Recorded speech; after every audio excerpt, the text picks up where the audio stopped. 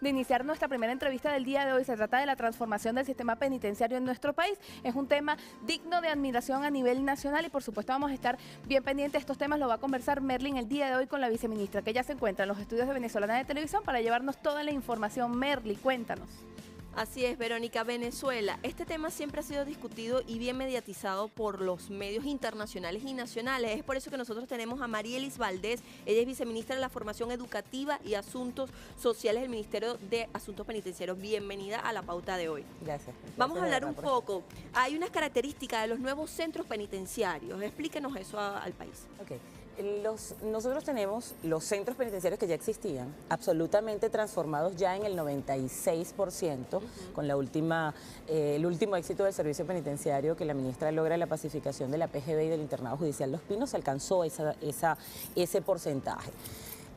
Los centros que inicialmente tenía el Estado venezolano han sido transformados en los últimos 5 años. Se han construido 38 nuevos espacios penitenciarios dentro y totalmente en lugares nuevos.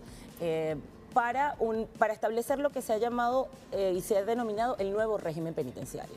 ¿En qué consiste el nuevo régimen penitenciario y cómo están estos establecimientos? El nuevo régimen penitenciario consiste en la aplicación de normas disciplinarias, en la garantía del trabajo y del estudio y sobre todo en la garantía y el respeto de los derechos humanos. Es importante que se sepa, y lo hemos dicho, la ministra es una comunicadora excepcional en ese sentido.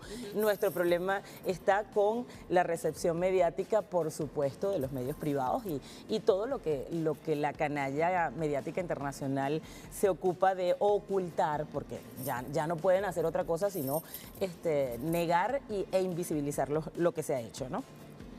En estos recintos comienza la jornada muy temprano en la mañana. ¿Por qué muy temprano? Bueno, porque la idea es que tengan horas suficientes de descanso, pero que además sus jornadas sean lo suficientemente completas. ¿Esto se está aplicando en todos los centros penitenciarios? En el 96% donde tenemos ya régimen penitenciario. Este 4% que queda tiene garantía de pacificación y se ha ido avanzando. Con el ritmo que se lleva en 5 años, estimamos que menos de año, el próximo año, yo no quiero dar pronósticos que vayan a ser irresponsables y además que en el fondo tampoco no le corresponden a la ministra, ¿no? Dar sus primicias. Pero a este ritmo, dentro de muy poco tiempo, por un tema solamente de infraestructura, debemos tener el 100% de los recintos absolutamente controlados y con nuevo régimen. Como te decía, comienza muy temprano. O sea, ya a las 4:30 de la mañana hay un toque de diana. Ese toque de diana es un timbre que despierta a la población penitenciaria que inicia su desplazamiento hacia fuera de las habitaciones.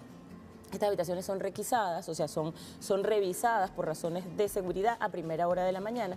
Ellos entonan el himno nacional y hacen trabajo de honores a los símbolos patrios, desayunan y luego del desayuno inician sus jornadas correspondientes. Lo estamos viendo en imágenes en estos momentos. ¿Todas las personas privadas de libertad tienen acceso a esto o hay alguien que dentro del centro penitenciario que se niegue a cumplirlo? Si hay régimen, todas tienen acceso. Por supuesto, si alguien no quiere participar en las actividades, es muy raro. Nos ha ocurrido en muy pocos casos.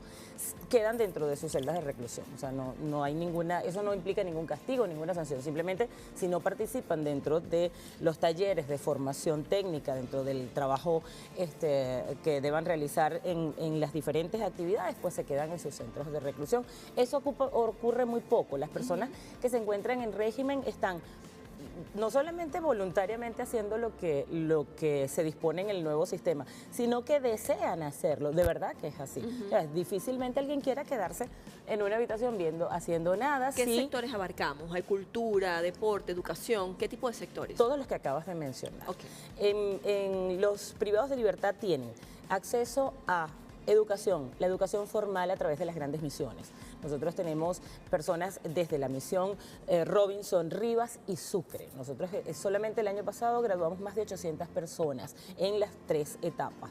Profesionales y educación primaria y secundaria. Además tenemos formación con el INSES penitenciario. Tenemos la Caja de Trabajo Penitenciario, que es la formación técnica propia del servicio penitenciario y es un ente adscrito al servicio penitenciario, donde tenemos talleres de herrería, talleres de carpintería. Se acabó esa artesanía menuda, esa artesanía pequeña, que no es que sea despreciable, sino que están haciendo aportes mucho más importantes. Se está haciendo bloques para la misión vivienda, estamos haciendo puertas, estamos haciendo ventanas, estamos haciendo herrería de magnitudes considerables, estamos refaccionando con propio trabajo interno de la población nuestros centros en los casos de cuando ha sido necesario. Tienen, bueno, yo les voy a decir algo que es importante que se sepa, ¿no? De las mejores panaderías y los mejores panes que me he comido en mi vida están en los recintos penitenciarios. Yo quisiera invitarlos a que probaran el vimos la inauguración de la panadería. La panadería socialista está en la Candelaria, es una actividad de la Caja de Trabajo. Además, la ministra no solamente inauguró, sino que puso a servicio de la comunidad en este momento en el que hasta el pan ha sido objeto de la guerra mediática. Pero internamente, dentro de los recintos, el pan que se consume es realizado por los privados de libertad y es exquisito. Sin embargo, hay una campaña comunicacional negativa que ha acompañado siempre la gestión del trabajo dentro de los centros penitenciarios. Nosotros queremos saber cuáles son las propuestas de la oposición venezolana. Veamos el siguiente material hecha por el presidente actual de la Comisión Permanente de Cultos y Régimen Penitenciarios de la Asamblea Nacional, además de una comparación hecha por nuestro equipo de producción. Veamos este análisis. Se la puedan entregar a los gobernadores, a los alcaldes, con los recursos necesarios y que exista una competencia sana. Yo te aseguro, por ejemplo, que si al alcalde de Miranda le dan los recursos, le dan los establecimientos penitenciarios, a lo mejor tenemos cárceles modelo.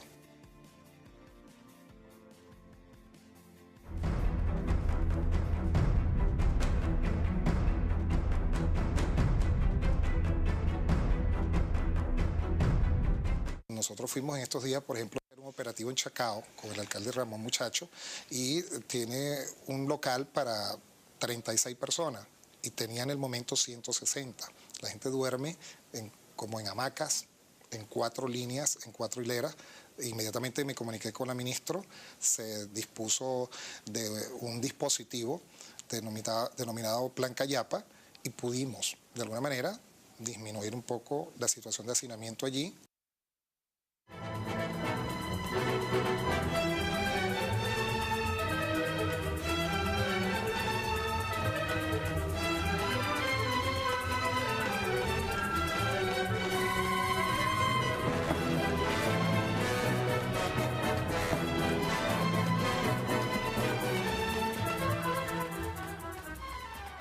Wow, interesante la diferencia y la comparación. No es responsabilidad en este caso de los alcaldes velar por sus propios centros de reclusión, ¿no? Está en la Constitución, artículo 160. Es importante explicarle eso al país. Ha sido además un tema de mucha discusión constante, ¿no? Lo digo porque estas fotos recorrieron el mundo afirmando que eran centros penitenciarios nacionales y fue todo lo contrario. Claro, esas fotos que recorrieron el mundo y que además fueron portada de la revista Times en el mes de agosto, son tomadas de los calabozos de la alcaldía de Chacao, donde el alcalde, pues, en incumplimiento de sus obligaciones constitucionales, no tiene la organización de su policía ni garantiza los derechos humanos de las personas que están allí. La garantía de los derechos humanos es obligación de quien le correspondan los centros de detención preventiva, a quien le corresponda las condiciones de reclusión de cualquier ser humano, debe garantizar los derechos humanos de esas personas que están allí. No hay excusas, no hay a quien atribuirle la responsabilidad que les es propia, no la hay. Pero es muy fácil decir, además consiguen quien se los crea o quien les dé suficiente cobertura a ese tipo de denuncias que debe ser a sí misma. O sea, que es como que en tu casa haya un gran desorden y entonces el culpable es el vecino, que no vino a ¿Y se dieron cuenta fue ahorita o eso tiene tiempo ellos? Ellos tienen mucho tiempo atribuyéndole al Estado venezolano y a la revolución todo lo que ellos dejan de hacer. O sea, lo que ellos no cumplen con sus obligaciones es responsabilidad del Estado venezolano, del presidente Nicolás Maduro, en su momento del comandante supremo. Brevemente vamos a estudiar entonces la Constitución. Rapidito, en la Constitución, el artículo 174 establece que es competencia exclusiva de los estados, hablando de las entidades. Y en el numeral sexto dice, competencia exclusiva de los estados, la organización de la policía y la determinación de las ramas de este servicio atribuidas a la competencia municipal, conforme a la legislación nacional aplicable. Esto está clarito. Esto no necesita ni siquiera de un desarrollo posterior en la ley, siendo como es una norma programática. Los estados, la alcaldía de Chacao queda en el estado Miranda, pues, o sea, eso no necesita presentación. No necesitamos decirle al país lo que ocurre en el estado Miranda, que ocurre de todo y a la vez no ocurre nada. Pasa de todo en el estado Miranda, un estado muy grande donde hay una cantidad de conflictos y no es atendido por sus autoridades naturales, como es la gobernación. Hubo que crear incluso una tutoría especial del Estado, que es quien se encarga de hacer, para ayudarlos, no para hacerles el trabajo, y eso es porque el Estado no puede negarse a tanta desidia que hay en ese estado. La alcaldía de Chacao está dentro de ese estado, por supuesto, responsabilidad bajo la conducción de un alcalde opositor. El que la alcaldía de Chacao tenga 34 cupos para procesados o detención preventiva, en sí mismo ya es un error de concepto. No puede un municipio importante como Chacao, un estado de tanta población, tener capacidad para 34 personas. O sea que si en Chacao se presenta una situación de conflicto a nivel de control poblacional, un problema en un concierto en el CCT, ¿dónde van a meter yo a esa gente? O sea, ¿a dónde los van a llevar? ¿Los van a amarrar de los postes? Un poco de falta de planificación. Absolutamente, absolutamente. Y por supuesto, las condiciones internas no han cumplido con el artículo de la Constitución que establece que ellos deben organizar su policía, y el respeto a los derechos humanos es también de rango constitucional. Eso no puede ser responsabilidad sino de quien le compete, y en este caso del alcalde de Chacao, el gobernador de Miranda. Vamos a seguir ampliando este tema y sobre las acciones que se están tomando dentro de los centros penitenciarios. Primero vamos con Verónica y luego a una pausa. Verónica. Así es, Merlin. Vamos a revisar temas interesantes que estás conversando con la viceministra, que por supuesto vamos a tener más inquietud en la próxima parte, pero primero queremos revisar el resto de nuestro mapa, cómo se sigue comportando el tiempo para esta hora. Vamos a hacerlo de inmediato para quienes viven en los estados llaneros: Apure, Barinas, Cojedes, Portuguesa y Guárico, con nubosidad parcial y nubosidad completa en Barinas y Cojedes, ciertas precipitaciones. Temperatura máxima 35 grados centígrados y temperatura mínima de 22 grados centígrados. Nos vamos hacia el oriente de Venezuela, los estados que conforman Monagas, Nueva Esparta, Sucre, Delta, Macuro y Anzoátegui. El único estado soleado, Nueva Esparta, menos mal, gracias a Dios, porque se está realizando la FITBEN a partir del día de hoy. Temperatura máxima 35 grados centígrados y mínima de 21 grados centígrados. Revisamos ya por último los estados que se encuentran al sur de nuestro territorio: Amazonas, Bolívar y la Guayana Esequiba, con nubosidad completa en Guayana Esequiba y con tormentas eléctricas y precipitaciones en el estado Bolívar. Temperatura máxima de 35 grados centígrados y temperatura mínima de 21 grados centígrados en el estado Amazonas. Con esta imagen vamos a una pausa, ya volvemos con más y conversando sobre el tema penitenciario. 6:44 minutos, continuamos en la pauta de hoy. Momento de explicarle, decirles a las personas que estén a esta hora saliendo de sus hogares para incorporarse a sus labores diarias cómo se comporta el tránsito a esta hora. Vamos a repasar parte de la condición del tránsito. Les mostramos en la autopista Gran Mariscal de Ayacucho, los usuarios refieren un fuerte choque entre un vehículo y un autobús, esto después del túnel de Turumo en sentido Guarenas. También en esta autopista se observa marcha lenta desde el Izcaragua hasta llegar al Sobreancho en sentido a nuestra ciudad capital, con mayores retrasos en el distribuidor metropolitano, esto para incorporar, reiteramos, a la ciudad capital. Entre tanto, en la carretera panamericana ya está habilitado el tercer canal desde el kilómetro 5 y los usuarios señalan que esta arteria vial está libre en sentido Caracas desde el kilómetro 11 hasta Fuerte Tiuna. Así se comporta alguna de las principales arterias viales para incorporar a la ciudad capital a esta hora de la mañana. Nosotros por lo pronto vamos a continuar con la entrevista de Merlin Arecoba junto a la viceministra.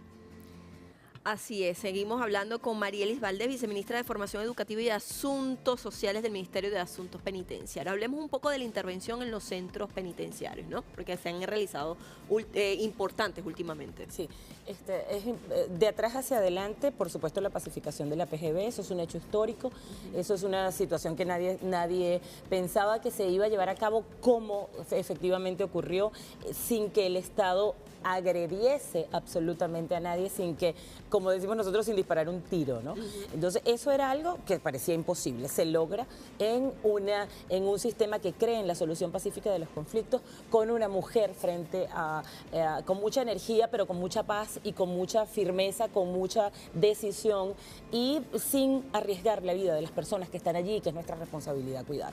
Pero además, el país seguramente desconoce que también se pacificó y se intervino el INJUVA, que es la cárcel de Barinas, de la parte que todavía estaba en transición hacia nuevo régimen, y allí no hubo pero ni siquiera un comentario, no hubo necesidad sino simplemente de realizar la intervención, de trasladar a los privados de libertad, y se está en este momento rehabilitando los espacios para ingresar con nuevo régimen. Pero además ya estamos próximos a abrir nuevamente el Marite. El Marite es en el Zulia. El gobernador Arias Cárdenas, acuerdo con la ministra Iris Varela, le entrega al servicio penitenciario el retén del Marite, en el que, bueno, también había una situación terrible. El gobernador responsablemente habla con la ministra y le pide que asuma y ella acepta, convienen en la transferencia de lo que son las instalaciones bajo convenios de cooperación mutua. Y está próximo a abrirse, pero se acaba de inaugurar un centro de atención femenina en el Zulia, en el sector de La Cañada, que acaba de ser inaugurado. El Ministerio de Servicio Penitenciario, igual que la Revolución, no se detiene. Intervenimos en las policías donde nos los piden, para no dejar lo que dijo el diputado Richard Blanco en el aire. Él reconoce que fuimos a la policía de Chacao, reconoce que hicimos el trabajo allí. Nosotros no tenemos ningún empacho, por decirlo fácil, para donde sean llamados, donde se ha solicitado el trabajo del Ministerio de Servicio Penitenciario que se requiera, vamos absolutamente sin ningún tipo de problemas por la posición política que tengan o por las deficiencias, para decirlo bonito, ¿no? Todos somos venezolanos y venezolanas. Absolutamente, y sobre todo la población que está allí es nuestro interés. Nuestro interés son los privados de libertad y las personas que están allí en las condiciones que se encuentran. Barry tiene una pregunta en estos momentos, viceministra. Adelante, Barry. Viceministra, muchísimas gracias por acompañarnos el día de hoy, a todo el equipo del Ministerio de Servicios Penitenciarios y atención a esta importante población. El diario 2001 hoy, que es bastante crítico con el gobierno, su línea editorial inclusive muy amarillista, presenta hoy un trabajo especial sobre el nuevo régimen penitenciario. Hay una cifra interesante, que es el 96% de las cárceles que ya están bajo un nuevo régimen penitenciario. Usted habla del diputado Richard Blanco y ellos tienen una nota especial porque supuestamente va a presentar ante la Asamblea Nacional todo el estudio que ha realizado la Comisión de Cultos y Régimen Penitenciario en los últimos meses. Y él habla, viceministra, me gustaría que usted aclarara si es cierto o no, de un 350% de hacinamiento. Y de igual manera, los que están entrevistados en este reporte dan las gracias al ministerio, al gobierno bolivariano, porque se sienten bien atendidos. Aquí están los testimonios de estas dos personas, pero también habla de un hacinamiento que inclusive en las nuevas cárceles, en un calabozo, pueden convivir hasta 100 reos. ¿Esto es verdad? Él debe estar hablando, seguramente el diputado debe estar hablando de los centros de detención preventiva que están a cargo de gobernaciones y alcaldías opositoras. Nosotros en eso somos muy responsables. En los centros de reclusión nacional, las cárceles nacionales a cargo del servicio penitenciario, no hay hacinamiento. Y eso lo decimos nosotros y estamos totalmente dispuestos a que sea comprobado en el sitio. La invitación es constante, es pública, es comunicacional. El diputado nos acompañó a solo 3 de un recorrido en el que se le invitó a los 52 recintos que estaban disponibles. Todavía la ministra está en recorrido culminando porque ha habido variación en su agenda y se encuentra en este momento, hasta el día de ayer estaba en el estado Apure, y hemos invitado a la comisión solamente nos acompañó a 3. En esos 3 donde nos acompañó, que debe ser parte de ese informe, estuvo e ingresó el diputado con su equipo a donde quiso, como quiso, sin limitaciones y en compañía de la propia ministra que estuvo con él a su lado en todo momento. pudo acceder a los privados de libertad, vio las condiciones no solo externas, sino internas de las celdas, de la disposición de los alimentos, del almacenamiento, de las condiciones de salud, de las condiciones de trabajo, de las condiciones de educación, de los talleres técnicos, de la formación formal que reciben los privados de libertad. Y esperamos que por lo menos eso esté en el informe que él está planteando. Ese 300% de hacinamiento al cual se refiere, presumimos que se encuentra o deben venir de cifras como todas las cifras de la oposición, absolutamente nada confiables ni respetables, y es así, y nosotros debemos ser responsables en decirlo, pero debe venir de las alcaldías o gobernaciones de la oposición. A mí me llama mucho la atención porque ese medio que comentaba Barry no es un medio opositor al gobierno, y los testimonios son de privados de libertad que agradecen la gestión del ministerio en este caso. Claro. Es contradictorio, ¿no? Es que no van a encontrar a ningún privado de libertad ni sus familiares que estén ya en nuevo régimen penitenciario, incluso en los que no donde aún se encuentran en transición, que de verdad no reconozcan la actividad del ministerio. No es quien ha estado, y sobre todo quienes ya tengan algún tiempo de privación de libertad. Recuerda que en Venezuela la pena máxima es de 30 años, pero tenemos personas que vienen en tránsito y que conocen el sistema, cómo era antes de la creación del ministerio y posterior. Esas personas pueden decir cosas que es importante que no hemos podido señalar por la rapidez de los medios y de estas actividades. Es que las celdas llamadas tigritos, alguien debe haber oído hablar de eso en algún momento, que eran lugares de castigo, absolutamente, eso no existe. Eso no existe hoy en el servicio penitenciario ni en nuestros centros de reclusión. Eran espacios donde la persona no podía levantarse, donde no podía acostarse, lugares prácticamente huecos. En esos huecos metían a las personas aquí en la Cuarta República. Eso no existe, eso dejó de existir y eso hay que decirlo.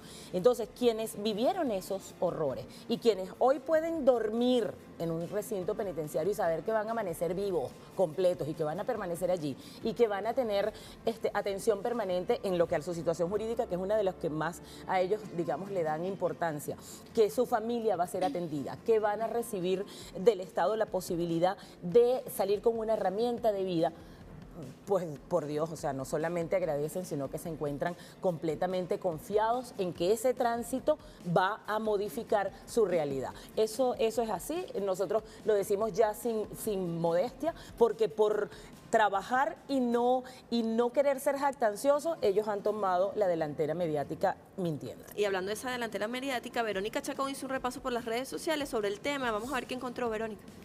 Sí, viceministra, bueno, la saludamos y más o menos tiene que ver con el mismo tema que hacía referencia a Barry, que usted ha explicado muy bien. Los tomamos de la patilla, y el tema de la salud que usted hace referencia es muy importante. Sin embargo, hay, digamos, posiciones de ciertos voceros de la oposición. Repunte de tuberculosis en las cárceles venezolanas es por falta de luz solar, y no solamente por falta de luz solar, sino por el tema del hacinamiento en las cárceles y además las paupérrimas condiciones en las que se encuentran los privados de libertad. Esto lo dice Lorenzo Herrera, neumonólogo del Hospital de Clínicas Caracas y profesor también de neumología del Servicio de Medicina 2. También, no solamente el tema de todo lo que tiene que ver con el ámbito de la salud, sino algo aún más grave, es que el Observatorio Venezolano de Prisiones ha asegurado que hay fosas comunes en las cárceles debido, por supuesto, a un hacinamiento y a un maltrato hacia los privados de libertad. ¿Qué tiene que decir la vocería del ministerio?